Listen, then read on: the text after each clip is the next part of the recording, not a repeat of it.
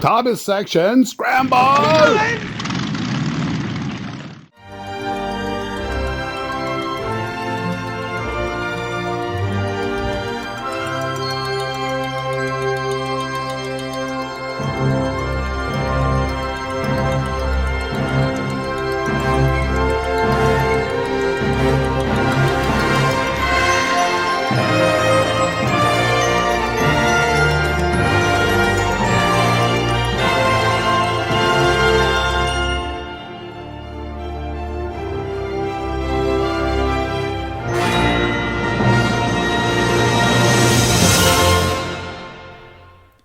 Well, good evening, Glue Troopers. Max's Models here.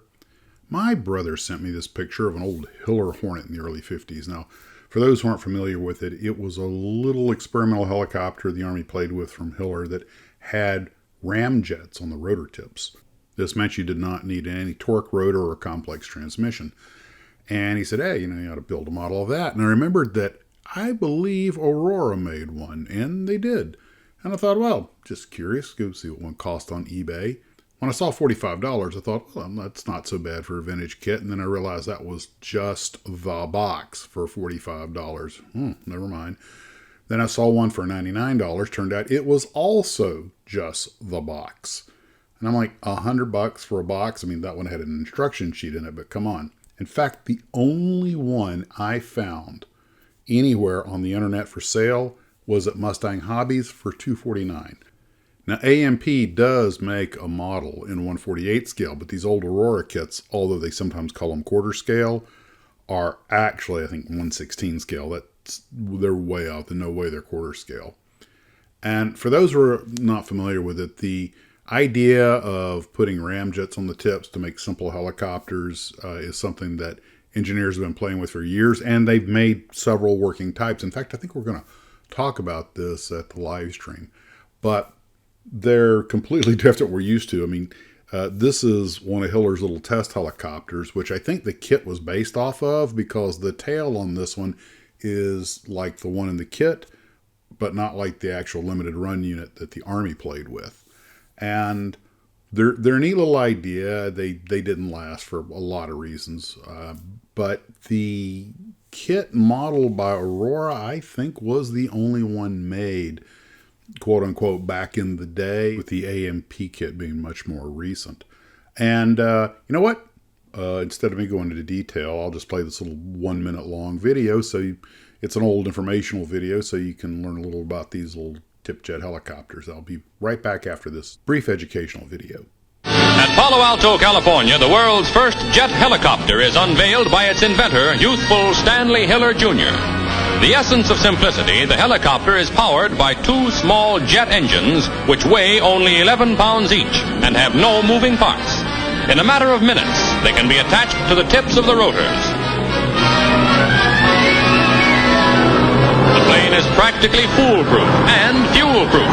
It runs on almost anything that burns: gasoline, kerosene, diesel fuel, or even castor oil. The plane flies with only two controls and has fewer gadgets than the average automobile. Mr. Hiller plans an inexpensive two-passenger commuter model, which, like this, will remain stable even with no hands on the controls. For the present, however, production must be exclusively for the armed forces. And yes, the Army did actually arm one of these things. They stripped it down, put 8 rockets on it, and played with it. I think a total of about 18 were the Hiller Hornets were built. And they decided, for a lot of reasons that we'll get into maybe on the live stream, that it wasn't going to work. But they did arm it and shoot weapons from it and all that cool stuff. Of course, they're the Army. That's what they do. And quite frankly, it's probably better they didn't adopt it. I don't see this thing lasting very long. In Vietnam, it couldn't even keep up with UH-1. But that being said, if you happen to stumble across a Aurora kit of it at a decent price, you might want to snap that up.